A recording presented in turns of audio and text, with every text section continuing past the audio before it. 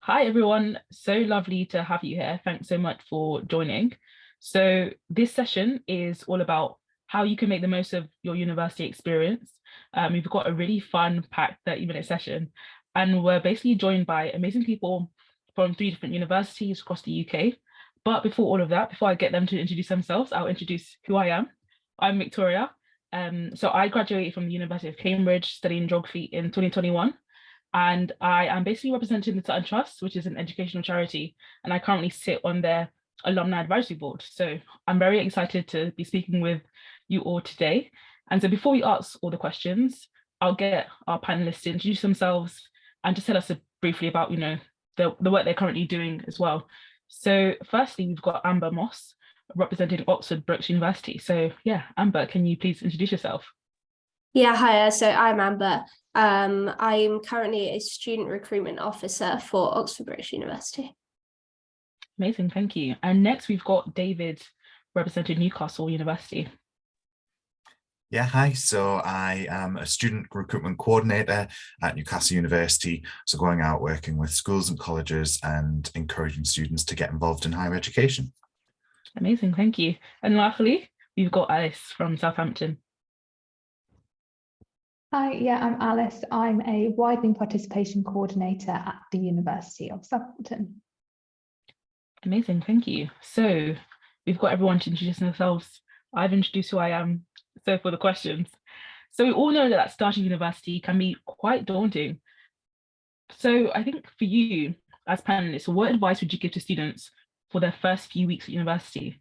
So Freshers Week, or Freshers few days for some, and the first 2 weeks of September, October.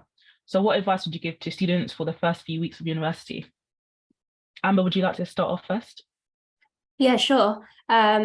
So the main thing with going to university is everyone is in the exact same position. Most people will be moving away for the first time, and most people don't know anyone when they first start university, which obviously is scary. It can be intimidating, but it means that everyone is looking to make new friends. Everyone wants to sort of get involved in activities and meet new people.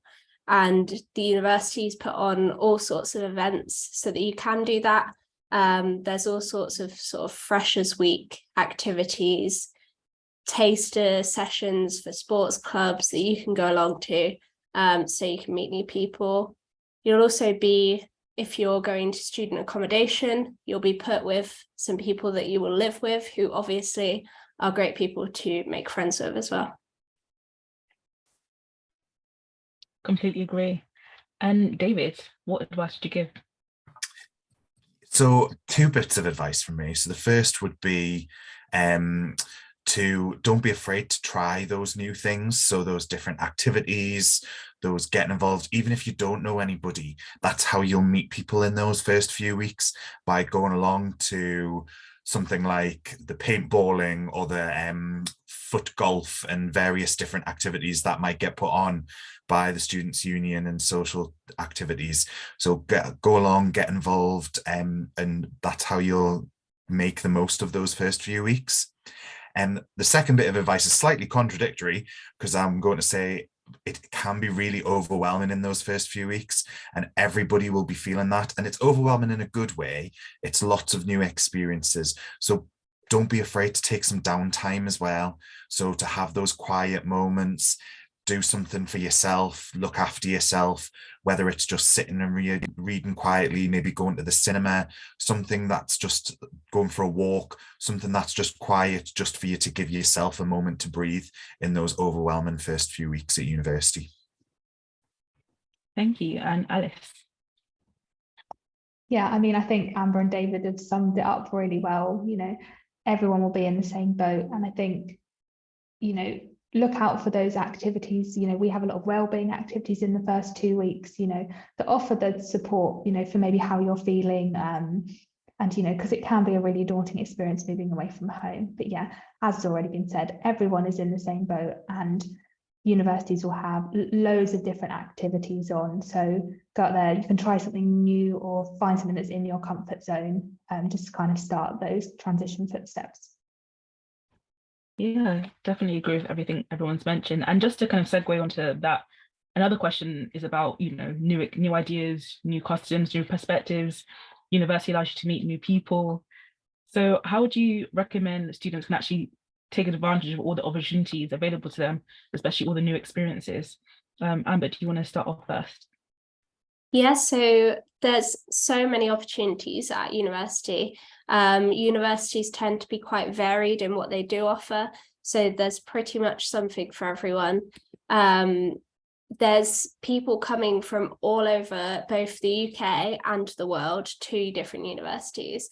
So there is going to be a whole variation of people, which means there's a lot of new things that you can experience, a lot of new perspectives. And it's most of those things will have like taster sessions that you can go along to for free. Some of them will be free in total, so you never have to pay for them. Our university does all sorts of societies, sports clubs. For those who maybe don't know, societies are like after school clubs, but for universities. And we do them in all sorts of things. There's things that would be like hobbies. There's things that would be just things that you have in common with other people. All sorts of things that you can go along to. So it's really good to get involved in those. Amazing. David, Alice, have you got anything to add onto that? I think I would say a great way to take advantage and sort of see what's out there would be every university tends to have their own version of like a freshers fair, where all of the activities, opportunities, volunteering opportunities, part-time work, local companies that do student discounts, everything, they all come to the university for a day and sort of have this. Basically, it's an exhibition and a fair where students can go around, sign up for 12 different activities that they'll probably join half of, and have a few different free pizzas, free sweets, get student discount deals, things like that. So I would always recommend that no matter what you're interested in, visit that fair, because it'll really show you the wealth of opportunities that are available to you as a student, whether it be from joining a sport team or to seeing what local businesses are going to give you discount while you're a student. Yeah, I think I'd like to add to that as well. There's loads of opportunities like academically within your subject. There might be careers fairs that they put on, or there might be opportunities to do work placements or volunteering, around your subject. So definitely keep an eye out. A lot of universities have places where they might post these things, or they might be announced in lectures. So it's just about kind of listening out and seeing, oh, does that interest me? And, kind of giving it a go. And you have these opportunities not just in your first year, but the whole way through your university. So if you think, oh, I didn't have the opportunity to do that in first year, it doesn't matter. You can always try it in second year or third year or fourth year. Yeah, I completely agree. So when I was at Cambridge, if I'm not mistaken, I think there were 800 different societies. So a lot to kind of get involved with. And so it's quite easy for students to kind of feel overwhelmed. So what advice would you give to students on trying to achieve the balance between university work? So obviously you come for your degree to study, but then also your social life as well. Emma, do you want to start off first? Yeah, so university is obviously a tricky thing to do. If it was easy, you wouldn't get that qualification out of it. But that's not to say that it's going to take over your entire life. Universities are very accommodating to allow you extra time to do social things. And it's very much up to you how you study. So at Oxford Brookes, and I know at most universities, you have Wednesday afternoons off of lectures so that you can go and compete in sports against other teams. If you don't want to do the sports, you can just use that as sort of a social time to take a break from your studies. There's also most of your work will be independent. So that's only on some courses, obviously, depends what you're studying. But for a lot of courses, you'll have sort of certain hours that you do lectures every week. And then the rest of the time is kind of up to you how you use it. And it is important that you are doing that study in that time. You're not just sort of going off and having fun. but it's so important that you do spend that time having fun as well, so that you are having that balance. But all of our facilities are open 24 hours. You can come to the library at midnight and do your assignments if you really want to. I wouldn't necessarily recommend it, but that is an option. So it's sort of up to you how you spend your time, but it's important to have that time for social things and have that time for work. Yeah, I completely agree. And David, yeah, what advice would you give on striking that balance? I think, again, it's allowing yourself to be flexible. So I, like Amber said, some courses have a little bit more independent study time than others. So it's just how you do that. If you want to do social activities and that, it's then, right, well, I'm going to do that social activity at that time, but that means I'm going to need to do my work at this other time. So it's putting in and making sure you've got that plan. I'm a big fan of organization. I know that's not everybody's cup of tea, but I love to write everything down and block out time for different tasks and things and build social stuff into that as well. So Wednesday afternoons are great, timetabled for students to get involved. There's also things where training for sports teams and other things like that are probably going to be on evenings and weekends, so they're not going to clash too much with your lectures and seminars and workshops and actual timetabled sessions. So then it's up to you what you do with that other rest of your time. So say, for example, when I was a student, I had about 14 hours of contact time a week studying business. So it meant all of that other time in a week, it was up to me what I did with it. Like Amber said, so whether I wanted to do something social. So I was a big fan of going to the cinema on a Tuesday when it was cheaper.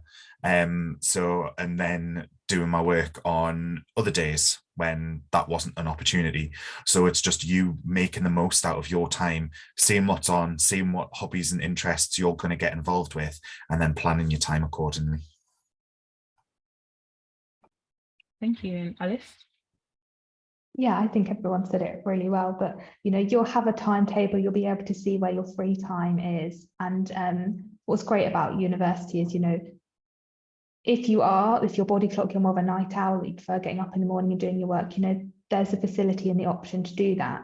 And you'll get your timetable and you'll be able to plan in advance of when you're doing things. And it's always good to give yourself a little bit of breathing room. Don't timetable every minute of every day, because you need breaks, and you need, whether that's filling it with social activities, anything, give yourself that little bit of breathing room. Things happen, things change. You might think, oh, I'd like a break and just want to sit and read or anything like that. Also, a lot of students also balance part-time work. So think about, how much time you're going to be able to work and when that will be. Would that be an evening? Would it be a weekend job?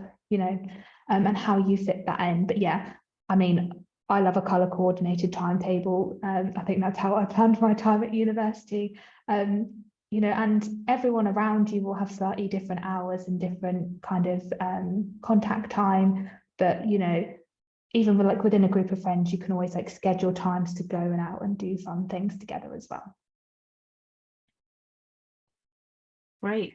And so for quite a lot of university students like myself, when I was at university, I moved away from home for the very first time. So, moving to university can be quite a big shock and quite a big change for students who are coming from school or from college. So what advice would you give to young people to kind of help them prepare for these big changes when it comes to moving away from home? David, do you want to start first? Yeah, can do.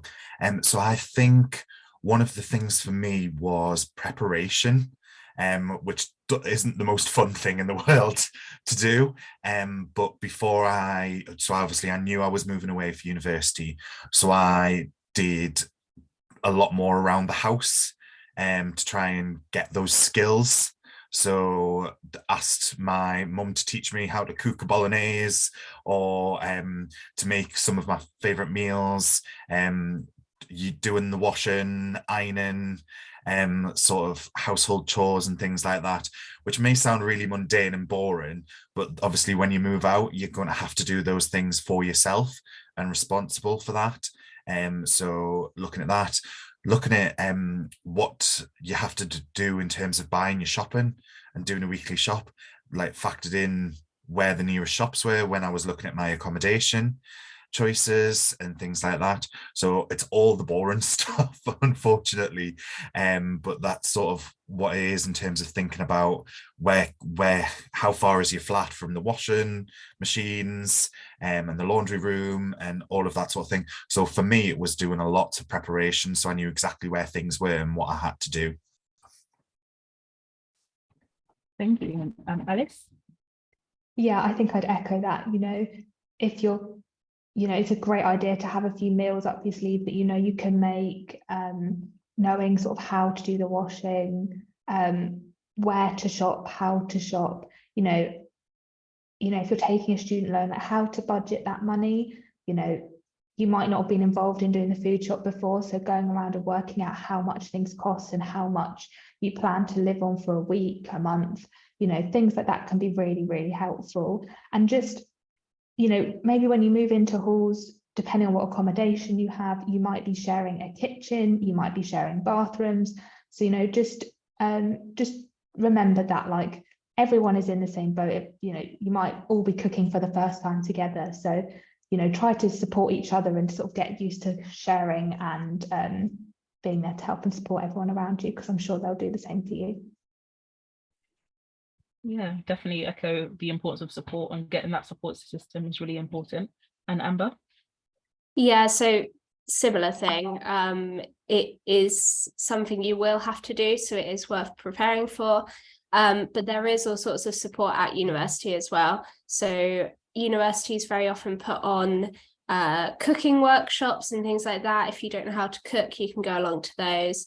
There's also someone who will always be at your accommodation, so they can help you out if you have any problems. There's a number you can call, someone will come and help you. So you're not sort of thrown out there on your own, especially if you are in university or in accommodation. There is a lot of things going on and a lot of people around who can help you out as well. Great. And so when it comes to involving yourself in a wider university community, but then also the city community, how can students kind of get involved and almost kind of get out of that uni bubble and actually integrate into the city community, should they wish? Amber? Yeah, so there's all sorts of things going on in most cities. Obviously, you guys will be from certain places, you know how busy your cities are. Whereas if you're going to a new place, maybe you don't know what's going on. There's a lot of like community events that you can go to. The universities often share that sort of thing. I know that recently we've been doing a big litter pickup, and the university's really got involved in that. So throughout the whole city of Oxford, people are getting together and sort of trying to make a bit of a difference in that. There's also jobs that you can do. So most cities will have lots of jobs available, particularly in Oxford. There's lots of restaurants, bars, all that sort of thing. So you can go and work in those. That's a good way to meet people from outside of the university as well. And even if you're not working there, just going along to those places. So going along to bars, having a chat with people, going along to, you can do external sports clubs if you want to. If you're sort of involved in the university netball club, you can also join the city netball club and meet a few different people that way as well. But there's loads of community things going on. You will be living within that city. It depends on the university, but most have really good links to the centre of the city. We are very central in Oxford, so you're already living in that city. So you'll be around anyway, and you will sort of get to feel a part of that community. Alice, David, have you got anything else to add? Yeah, I think there's so many opportunities available within cities. Some of our clubs and societies kind of go out and do community things. So Marine Conservation did a litter pick, and that was open to kind of everyone. A lot of people on our music courses go out and perform in like local cafes or local venues. A lot of our art students, there's opportunities for exhibitions kind of in some of our galleries. And again, great volunteering opportunities within the city. But yeah, like Amber said, you will be out in most cities, even if it's just popping out, you're doing your shopping, you will be integrating yourself with that within those communities out within the city. Thank you. David? Yeah, I think it's always really important to remember that wherever your university is, it's a big part of the city. There'll be a couple of thousand students each year. So it's a big part of the area and that makeup of that city. So for example, in Newcastle, we've got 2 universities. So it's a really student friendly city environment. There's lots going on. The universities are a big part of the city life. So it's very integrated into the community, and you feel like you're part of the community as well. Some universities, which are city universities, will be embedded within the cities as well, and you'll be moving around the cities, so you'll feel very part of that. Some which are more campus-based universities, you might have to visit into the city, but it's that, oh, this is a nice experience, something nice. You'll always have like positive feelings about going into the city and doing that things. And like both Alice and Amber have said, it's about the students getting involved, whether it be through part-time work, through busking, through performances, through art, through, sometimes it can be through protests, and obviously getting involved with all of the activism work that universities are popular for, and getting involved with that, with local groups and things as well. And so it's really, really easy for you to get involved with the city and the local area. Thank you. So on the topic of activism, or student activism, how does your university promote diversity, equity, and inclusion amongst the student community? Amber, would you like to go first? Yeah, so universities as a whole are super inclusive. It's something that especially recently has really been pushed for obvious reasons. Obviously, that's something that we want to make a difference on, but there's all sorts of things that you can choose to get involved in. We have sort of societies that you can get involved in from different areas, different religions. There's like the LGBT society, we have like the Afro-Caribbean society. There's all sorts of things you can get involved in if you choose to, but just generally the university has a lot of support available as well. We have officers who are there to help with that sort of thing and to make sure that the university is putting things in place, whether it's to do with disabilities, race, gender, any sort of thing. The university sort of really tries to get everyone involved and make sure everyone is feeling well represented as well. Alice? Yeah, I think sort of echoing what Amber said, universities are really inclusive places, you know, and for instance, if you move into halls, you can have options on kind of what type of halls you'd like to be in. You know, if we have LGBTQ plus flats, you know, quieter flats, you know, we have teams that will help with if you need any adaptations for kind of disability. You know, that same team will work with kind of lecturers and, you know, to help with timetables and things like that, so you can access, you know, the same facilities and everything else. You know, we have specific programs for kind of maybe care experience or estranged students. So there's lots going on, you know, again, clubs and societies, you know, religious groups. So there is something kind of for everyone, and there is the support there for everyone as well. Thank you. David? Yeah, I think it's kind of threefold. And again, I don't want to repeat just the same things that Amber and Alice have said. So I think there's obviously the university as a whole, where it's embedded in the policies, procedures of the universities. So there's trans inclusionary policies, the equalities, diversity, inclusion policies for the university. So it's at that highbrow level as well. Then you've got the on the ground work of the student support teams. So what all of they're doing around making sure students, sometimes university is the first time that students have been able to be themselves. I know that was very much the case for me when I went to university. It was a very sort of transitional and freeing time to sort of be who I wanted to be, kind of thing.